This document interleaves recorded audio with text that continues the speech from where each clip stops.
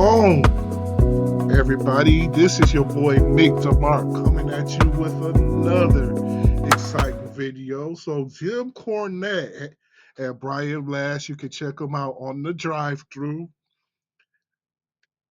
every week or wherever you can find great podcasts. I happen to listen to it. I listen to it basically on YouTube, but I really enjoy their content. They're speaking today on Ric Flair saying that Hulk Hogan died due to street drugs. So let's get into this video. I haven't heard this video yet, but I wanted to get into it with you guys. So let's go ahead and do that. Have you been? I know where you're going. Have you been following the Ric Flair Hulk Hogan street drugs controversy?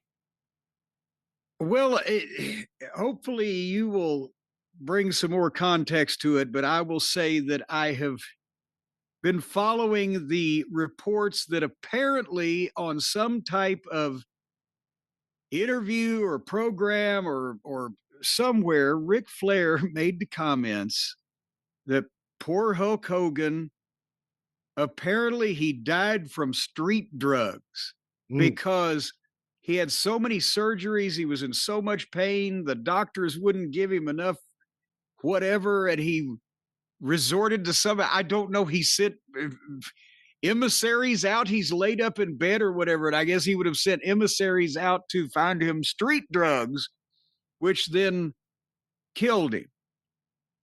My energy bill dropped from $150 to $50 by doing this. My friends laughed at me when I spent $49. Which that's what he said, that what I've been told is blah, blah, blah, blah, blah. And apparently he shouldn't have told what he'd been told, but stopping right there before we hear the resolution of it is, even if you were told that about a friend of yours, would you go on like, I was just thinking what I think he's about to say. If you heard that, say you were in the public eye like Rick has been for 50 years, would you say this publicly? Really? If this was your friend, would you come out? I don't think I would do it. I just don't. I think fucking midday New York on NBC or whatever. And so, by the way, I heard that my friend Joe used to live down the street from me in Long Island. Yeah, he died of fucking black tar heroin or what? He's done this before. I want to say it was, I don't even remember how many years ago. Didn't he like announce that Blackjack Mulligan was about to die when no one knew that Blackjack Mulligan was sick, or at least that sick? Is that the one I'm thinking of? I don't know. I don't want to comment any further because it'll help bury Rick when he's doing a good enough job himself. I'm just thinking that. Yeah, poor Ric Flair in his older age has lost his fucking mind. Oh, the poor guy. You see clips of him in bars wanting to fight the bartender because he's wasted to hell. He's already had his demons with alcohol and then just saying stuff like this out loud. I understand that he's giving 80 a hell of a shove if he ain't 80 years old right now, but sometimes when you get a little older, that give a fuck meter disappears. That shit is gone. So you'll say anything. I remember I used to like to just sit around my grandmother's and just sit there. And I used to love to take them out in public, especially with more fucked up family members that I might have, for them to say something about it. I used to love it. Oh, God bless my two grandmothers, boy. I miss the hell out of both of them. Wouldn't you have thought twice before you publicly said that about a worldwide figure who also is allegedly a friend of yours? I mean, you probably wouldn't, but once you get a little bit older, like, would an 80-year-old me give a fuck like that? It's hard to say. If it wasn't already out in the general public sphere. Well, I have the quote here, the exact quote. This is from the Double Coverage podcast. Ric Flair said about Hulk Hogan, I talked to him the day before he died.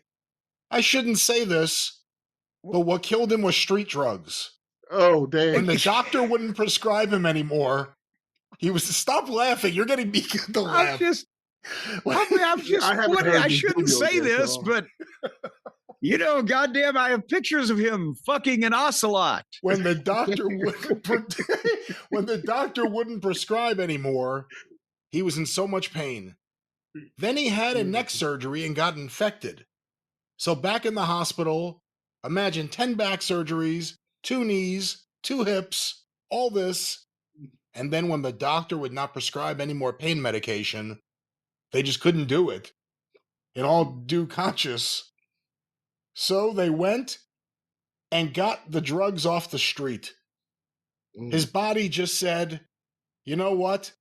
Bingo. I can't do it anymore. Sad. Sad. And who's they? That he's implicating. Think about this.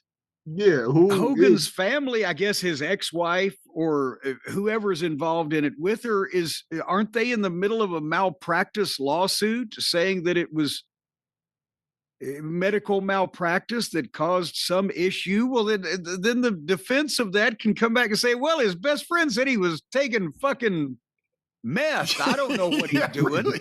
Yeah, how's Ric Flair helping anyone by saying? Yes, that's what I'm saying. Yeah, his best friend said he's out here on all his goddamn street drugs. He could have been drinking fucking Clorox. We don't know. How is that? Well, again, that's a quote from the Double Coverage podcast. Obviously, a very serious interview with Ric Flair. He then put out a tweet. Let me read this to you, Jim. This is from his Twitter account at Ric Flair NATR Boy from November 28th, 3:47 p.m. I'm going to try to read this the best I can. Everything is capitalized here. You got to do that on purpose, don't you? You do. It's a choice. There seems to be some controversy over my remarks that street drugs killed Hulk Hogan. I only was repeating what I know to be fact through family members. So now he's pointing the fingers at them. Nope. Hold on, there's more. After 11 back surgeries, hip replacements, knee replacements, shoulder replacement, and 2 neck surgeries, I'm sure the pain was unbearable. A doctor, as I know, can only prescribe so much pain medication under the medical guidelines. I've been told that all they did was to help him not to hurt him, to help him get through the night and the pain. Eventually that catches up with you, as we know, as we know with everybody. He was my friend, a man I respected. And his family drugged him and killed him. What is the world? Why do you have to? Why are we he laughing took out at a this? billboard. Why do you have to announce these things? And if he's concerned about this, shouldn't he call some authorities? He was my friend, a man I respected, and I'm only reporting what I've been told. Nothing more, nothing less.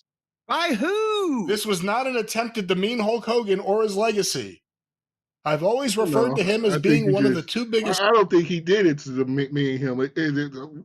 Ric Flair, like I said, is in his late 70s. And he's been in the limelight all these years. And he doesn't really know how to turn Ric Flair off. So he might say some shit like older people do to kind of embarrass you. He might do it.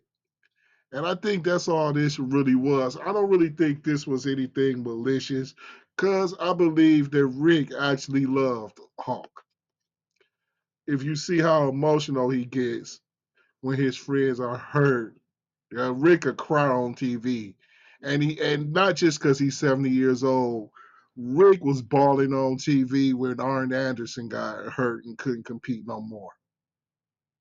30 years ago. So, This is just Rick kind of speaking out of turn, which we do once we get a little bit older. And I believe. What do y'all think, though? Do y'all think it was anything malicious about these comments? No, they were wrong and they were embarrassing. And damn, you shouldn't have said that shit out in public. You know, you keep that shit to your family and friends and your friends and stuff. You don't say that during a podcast, which people are going to watch because you're on it. You still draw some attention, Rick.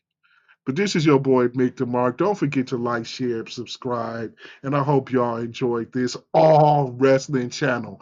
Listen, only need 40 more people so I can go live and we can have live watch alongs and have a whole lot of fun. So if you're subscribed to